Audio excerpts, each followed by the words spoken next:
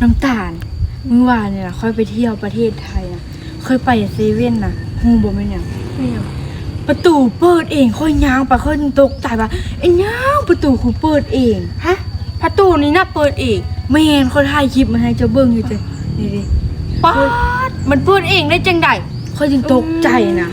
บ่เอ้ามันคือเปิดเองย่างๆไปแล้วมันเปิดเลยคนตกใจไอ้ขวัญล่ะว่าโอ้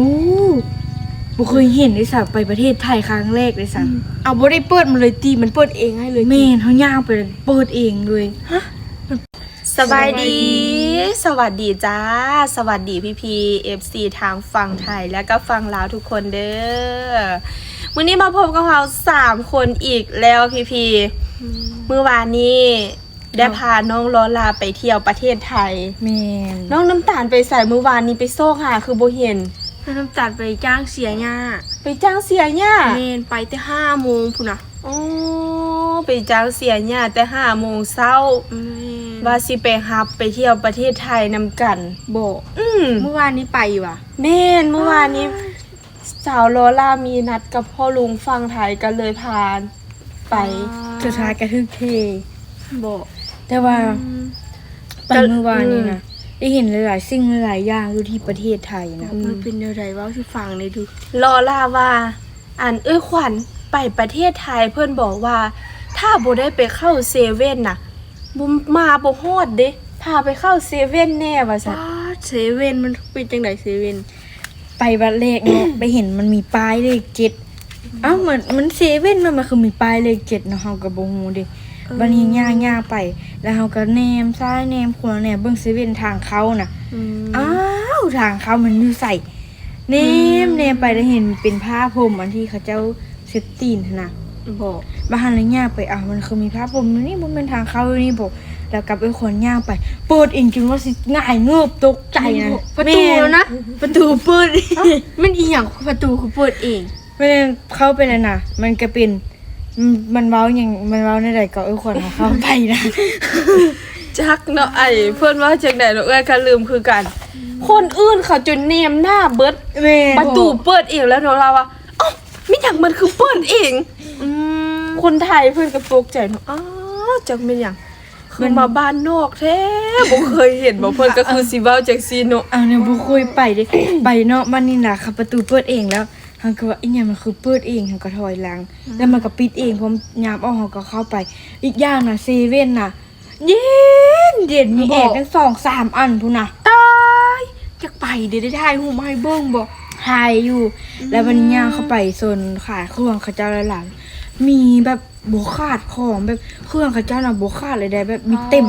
มทุกอย่างมีทุกอย่างที่ใดคือว่ามีเงินไปคุณลุงเอาให้บ่มีเงิน200นึงไปเซเว่นบ้าได้ยังไปเซเว่นมีเงิน200ได้น้ำตุกนึงกับขนมยอมเงินดิอุตส่าห์ดิว่าสิให้พ่อลุงฟังไทยพาไปเพิ่นว่าแล้วบาดทีนี้พ่อลุงฟังไทยละเทแม่สุดท้ายมีเงิน200ก็เลยว่าไปเข้าเซเว่นเบิด50 บาทเอาไว้ยอมเม็ดค่าเหือคือว่าบ่ซื้อมาฝากนี่ได้เข้าเซเว่นยอมไม่ได้ว่าจะกินของเซเว่นคือกันได้อยากกินของเซเว่นแม่นน้ำตาลก็อยากไปเบิ่งบ่แม่นน้ำตาลเฮาบอกเซเว่นน่ะมันมีแฮมเบอร์เกอร์นำพอดแฮมเบอร์เกอร์น่ะแต่ว่าเฮาบ่ได้ซื้อมันแพงพวกบ่ฮู้ซ้ำเนาะพี่ๆว่าขวัญกับลาล่านี่นะไปไทยอ่ะไปส่องหาน้ำตาลบ่เห็นเด้แต่ว่าดีเด้อยู่เซเว่นฝั่งประเทศไทยเพิ่นนี่นะบ่ว่าจะเป็นของกินกับข้าวแม่นมีเครื่องปรุงขนมเต็มไปเบิดปาดพุ่นน่ะแต่เฮาบ่มีเงินแม่นตั้งงบเข้าเซเว่นน่ะ50 บาทบ่มีเงินก็เลยบ่ได้ซื้อหยังแม่นได้พาลอล่าไปเบิ่งซื่อย่างเข้าไปชมเบิ่งว่ามันมีอีหยังในพอเป็นบุญตาได้มาเลยกะอุตส่าห์ว่าถ่ายคลิปลอล่าตื่นเต้นไปเบิ่งเซเว่นคลิปก็บ่ได้โทรศัพท์กับพี่ดีแล้วแม่มันยังฟื้นขึ้นมาถ่ายคลิปได้ซำนั้นน่ะบ่แม่นเสียดายเด้เลยสิพี่ๆได้เห็นคลิปคักๆแล้วได้เห็นรีแอคน้องลอล่าแล้ว คนไทยเพิ่นจนแนมหน้าเบิดทั้งเซเว่น แม่ พี่ นจนว่าเขินเด้จนว่าไปบ่เป็นเลย ใครบ้านนอกบ้านนาเว้าเสียงดังไปฮอดประเทศไทยเพิ่นบ่ได้เว้าได้ว่าอย่างแบบเพิ่นเงียบประเทศบ้านเพิ่นน่ะ บอก แม่น แบบ หรือว่าเพิ่น บ่มีสียง อันฮู้ว่าเฮาเป็นบ้านนอกมาแล้วเพิ่นบ่อยากเว้านำบ่ บ่ บ่เพิ่นแบบ เป็นคนแบบ อืม อยู่ เงียบ ประเทศ เงียบ เพิ่นแม่นเงียบ อืม เพิ่นบ่ได้มีเสียงรบกวนอีหยังคืออยู่บ้านเฮาเด้ ถามลอลาเนี่ยอีหยังที่ตื่นเต้นที่สุดที่เห็นในเซเว่นเมื่อวาน เวลาเว้าสู่ฟังนี่ถูก ประตู แม่นแล้วเอามามีนไว้เหือนดิ นี่ตื่นเต้นประตูน่ะบ่เคยเห็นจักเทื่อบ่ในชีวิตนี่ ประตูเปิดเอง ไผสิไปเคยเห็นขนาดย่างไปน่ะตกใจอู้ประตูเขาเปิดเองจนย่านเลยน้ำตาจะว่าสิไป คิด ก ว่า อด ผีหลอก เอ บ่ อจะว่าสิไปกอดไอ้ขวัญน่ะ จ้ามันเปิดเองเลยติ แม่นมันเปิดเอง แล้วมันก็มีเสียงได้ เสียง สวัสดีค่ะ ยินดีต้อนรับค่ะอยู่ บ่ ที่แรกนะจะสิเปิดเกือบเขาแหละ เป็นคนสะอาดเนาะ แม่นยันเปื้อนเด้ อืม แล้วสิเปิดเกือบแต่ว่าเนี่ยขยันคิดว่าเขาเป็นคนบ้านนอกบ่ เฮาพัดไปจากบ้านนอกบ้านนาจากตุ่มจากโคนติดเกือบติดเท้าเนาะ แม่นแต่เฮาก็บ่กล้าปลดดิ เห็นเพิ่นใส่ข้าวอยู่เนาะ แม่น บ่ปาดเธอหน้าเนาะเก็บเงินแล้วอยากไปเด้ อยากไปบ่ แม่น เธอหน้าสิพาไปเด้อ บ่ไปก็ถ่ายคลิปมาให้เบิ่งแน่พอเป็นบุญตา เพราะว่าเป็นบุญตา แม่น ถ่ายคลิปมาให้เบิ่งกะ โทรศัพท์เพ ถ่ายตอนสดเข้าเซเว่นน่ะนะบ่ได้ซับ